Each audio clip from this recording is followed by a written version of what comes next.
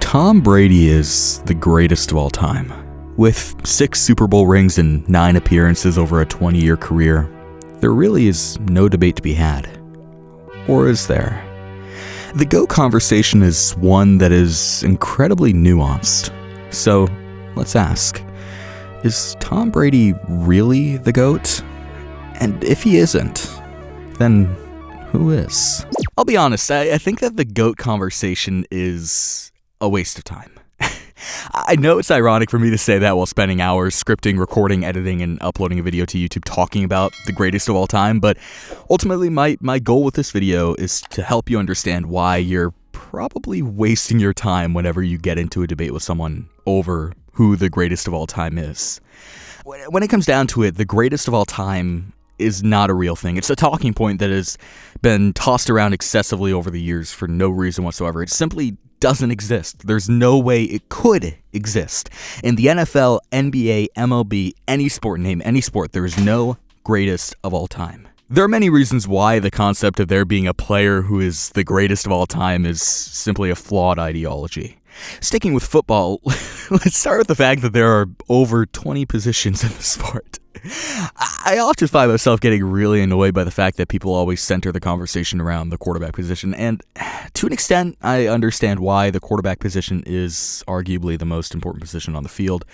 But I mean, Deion Sanders, or Jerry Rice, or Lawrence Taylor, or even Barry Sanders. I mean, I don't think I've ever heard anyone make mention of these names when talking about the GOAT. They always say it's Tom Brady, or Joe Montana, Peyton Manning, Brett Favre, or Drew Brees. And that's not to say that these guys aren't all-time greats. It's to say the fact that there's like 19 other positions in this game. The GOAT doesn't have to be the quarterback. Now, I could easily argue that a guy like Deion Sanders is the GOAT, and the main reason why I could easily make this argument is because there's a fundamental flaw at the core of the GOAT conversation, and that's the fact that everyone has their own definition because there's no set definition for the term GOAT. To some, the GOAT is the most accomplished player of all time. Now, to others, it could be the player with the most individual accolades for their position, and it can even be defined as the most talented player of all time, and the fact is there's a slew of other definitions I could go through, but using that third definition, I can argue that Deion Sanders is the GOAT pretty easily because, I mean, they called him primetime for a reason. He was can't-miss TV. He was one of the greatest defensive players of all time. He could also flex onto offense or return kicks or punts on special teams.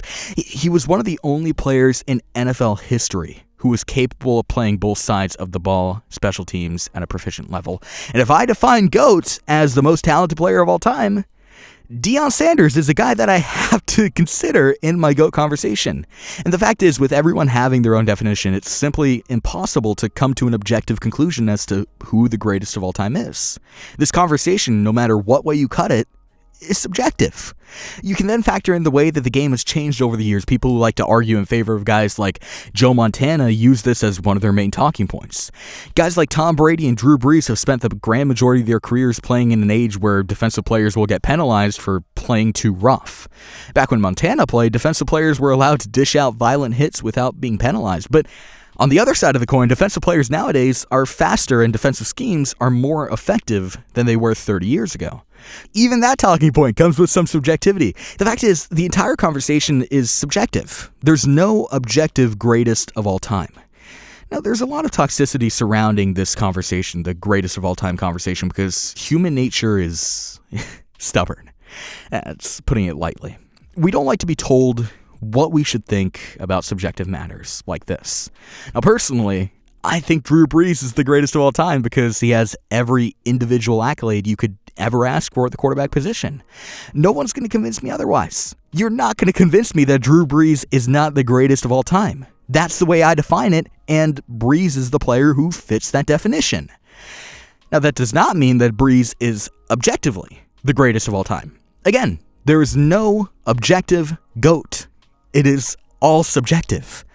And if both parties are able to recognize this, then the conversation pivots away from being toxic and becomes a conversation about greatness, not the greatest. As for the answer to the question at the beginning of this video, well, I can't necessarily answer it for you. So let me ask you, who do you think the greatest of all time is.